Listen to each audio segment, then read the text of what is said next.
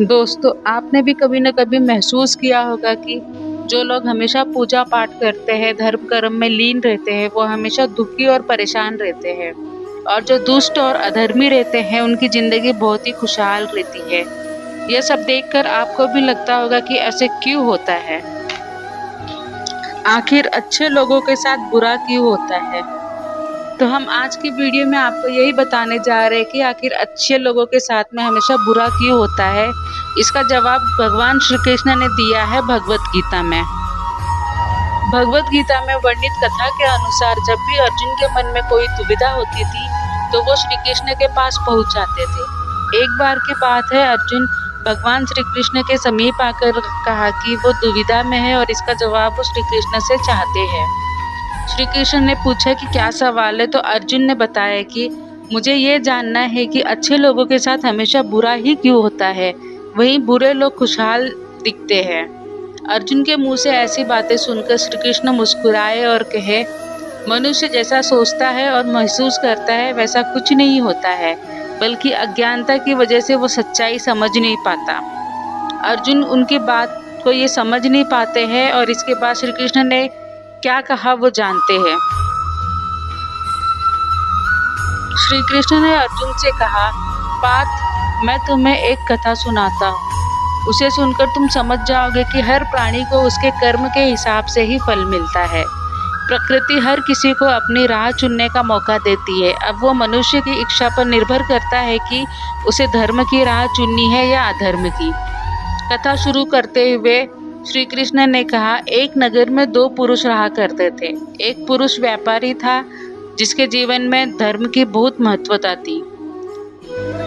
वो पूजा पाठ में यकीन रखता था। वो हर रोज मंदिर जाता था और दान धर्म भी करता रहता था और हर रोज भगवान की पूजा करता था। वहीं दूसरा पुरुष बिल्कुल विपरीत था, जो हर रोज मंदिर तो जाता था लेकिन पूजा करने के लिए नहीं, बल्कि मंदिर के बाहर से जूते चप्पल चुराने।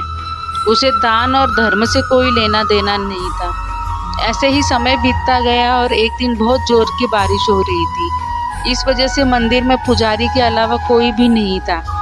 ये बात जब दूसरे पुरुष को पता चली तो उसने कहा कि ये सही मौका है मंदिर का धन चुराने का। पंडित से नजर बचाकर उसने मंदिर का सारा धन चुरा लिया। उसी समय धर्म कर्म में विश्वास रखने वाला व्यक्ति भी मंदिर पहुंचा। दुर्भाग्य से मंदिर के पुजारी ने उसे ही चोर समझ लिया और चिल्लाने लगा। वहां लोग एकत्र हो गए और उन्होंने उसे बहुत मारा। किसी तरह वो बचते बचाते वहां से निकला तो दुर्भाग्य ने उसका साथ वहां भी नहीं छोड़ा। मंदिर के बाहर वो एक गाड़ी से टकरा गया और घायल हो गया। फिर वो व्यापारी लंगड़ाते हुए घर जाने लगा तो रास्ते में उसकी मुलाकात उस पुरुष से हुई जिसने मंदिर से धन चुराया था। उसने कहा, आज तो मेरी किस्मत चमक गई, एक साथ इतना सारा धन पा लिया। ये सब देखकर उसे बहुत बुरा लगा और उसने अपने घर से भगवान की सारी तस्वीरें निकाल दी। कुछ सालों बाद दोनों पुरुषों की मृत्यु हो गई। मरने के बाद जब दोनों यमराज की सभा में पहुंचे और भले पुरुष ने दूसरे व्यक्ति को देखा तो उसे बहुत गुस्सा आया। उसने क्रोधित होकर यमराज से पूछा कि मैं तो हमेशा अच्छे कर्म करता था, दान में विश्वास रखता था, उसके बदले जीवन भर मुझे अपमान और दर्द ही मिला और इस व्यक्ति को नोटों से भरी पोटली, आखिर ऐसा भेदभाव क्यों?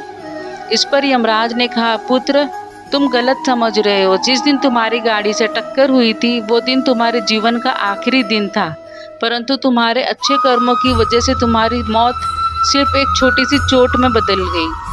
तुम इस दुष्ट व्यक्ति के बारे में जानना चाहते हो। दरअसल इसके भाग्य में राजयोग था, मगर इसके कुकर्मों और अधर्म की वजह से वो सिर्फ एक छोटी सी धन की पोटली में बदल गया। कथा सुनाने के बाद श्री कृष्ण अर्जुन से कहते हैं, पार्थ, क्या अब तुम्हारे सवाल का जवाब मिल गया? ऐसा सोचना कि भगवान तुम्हारे कर्मों को नजरअंदाज कर रहे हैं, ये बिल्कुल भी सत्य नहीं है। भगवान हमें कब क्या किस रूप में दे रहा है मनुष्य को समझने में नहीं आता है, मगर आप अच्छे कर्म करते रहो तो भगवान की कृपा हमेशा बनी रहती है। इसलिए अपने अच्छे कर्मों को बदलना नहीं चाहिए, क्योंकि उसका फल हमें इसी जीवन में मिलता है। इसलिए मनुष्य का फर्ज है कि वो हमेशा अच्छे कर्म करते रहे, क्योंकि श्री कृष्ण ने बताया है कि किसी के द्वारा किया गया कर्म बेकार नहीं जाता, चाहे वो अच्छा हो या बुरा। तो दोस्तों, आशा करते हैं कि आप भी इस कथा का अनुसरण करेंगे।